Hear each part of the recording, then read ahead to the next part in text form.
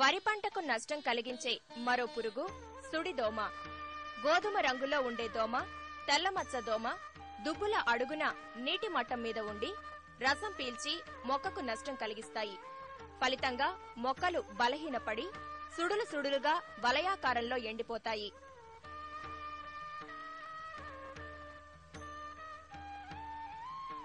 దీని పిల్ల పురుగులు, తల్లి పురుగులు గుంపులు గుంపులుగా చేరి రసం పీలుస్తాయి. వీటి వల్ల మొక్కలు ఎండిపోవటాన్ని హాపర్ బర్న్ అంటారు. పంట పిలక దశలో దుబ్బుకు 10 పురుగులు, ఈనిక దశలో దుబ్బుకు 20 నుంచి 25 దోమలున్నప్పుడు మాత్రమే క్రిమి సంహారక మందులు పిచికారీ చేయాలి. ప్రధానంగా వీటిని సకాలంలో గుర్తించి సస్యరక్షణ చర్యలు తీసుకోవాలి.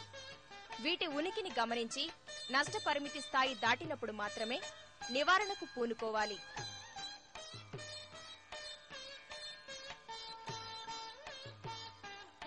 దోమపోటు నివారణకు ముందుగా యాజమాన్య పద్ధతులలో శ్రద్ధ తీసుకోవాలి. ప్రధానంగా పొలంలో ప్రతి 2 మీటర్లకు 20 సెంటీమీటర్ల వెడల్పు కాలిబాటలు తీయాలి. పొలంలో గాలి బాగా ప్రసరించడానికి, పొలాన్ని తరచుగా తనిఖీ చేసుకోవడానికి ఇవి అనుకూలంగా ఉంటాయి. వీటి వల్ల దోమ ఉధృతి తగ్గుతుంది. దీనితో పాటు పొలాన్ని అడపాతడపా ఆరకట్టాలి.